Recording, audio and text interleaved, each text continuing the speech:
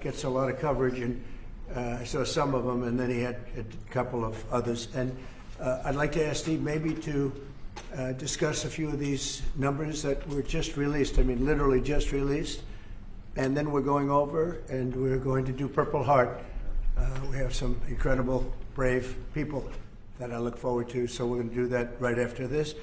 Steve, could you say a few words about the various charts? Thank you, Mr. President. So I called the President because I had some very good news from some new data that we've been able to put together that no one has ever seen before, and I'll just very quickly go through these. So I was telling the President that he did the right thing in calling for a new head of the Bureau of Labor Statistics, because this shows that over the last 2 years of the Biden administration, the BLS overestimated job creation by 1.5 million jobs. That's a, Mr. President, that's a gigantic error.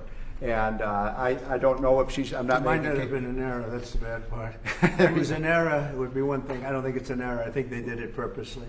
Whether that, you may well be right, but even if it wasn't purposefully, it's incompetence. Right. Okay, so 1.5 million jobs overestimated. We have access to the some data that no one else does on what has happened month by month with median household income. This is based on unpublished Census Bureau data. It will be released sometime in the next 6 months, but we get an advanced look at it.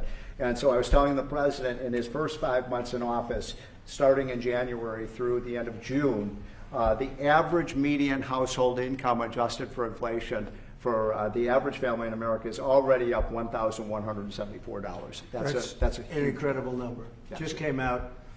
Just came out. So that's a giant gain. And if I would have said this, nobody would have believed me. There's your number.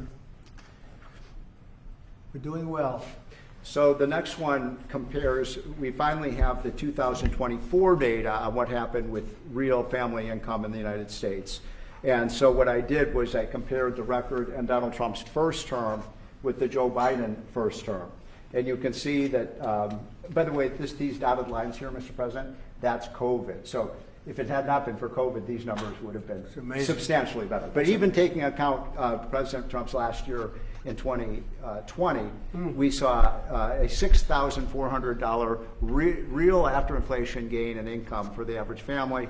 And that compares with Joe Biden, which was a measly $551. So, Mr. President, you gain 10 times more income for the average family than Joe Biden is because of your policies. And that's taken into consideration COVID, yep. Which a lot of times you don't have to do that. Yeah, but I'm very glad you did. We're over almost 8,000 until look at that number. Yeah. Okay. So then we looked at which families did the best. And we have data from the Census Bureau that shows by income percentage. So the 25th percentile is the lowest income, 75th percentile is the highest income. And what I find fascinating about this, Mr. President, is every income group did better. The red is President Trump, the blue is President Biden.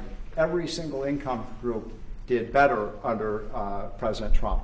But what's really amazing is look what happened under Biden.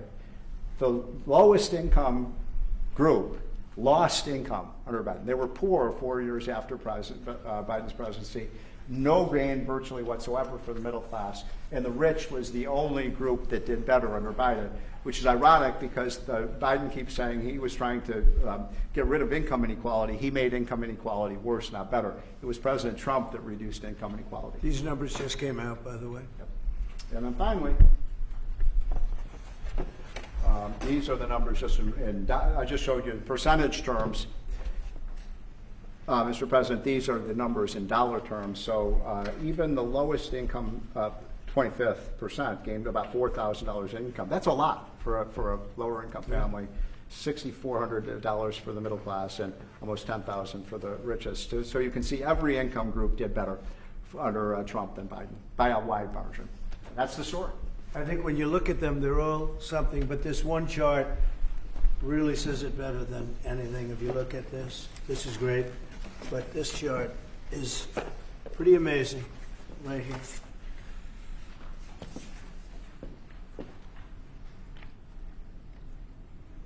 All new numbers.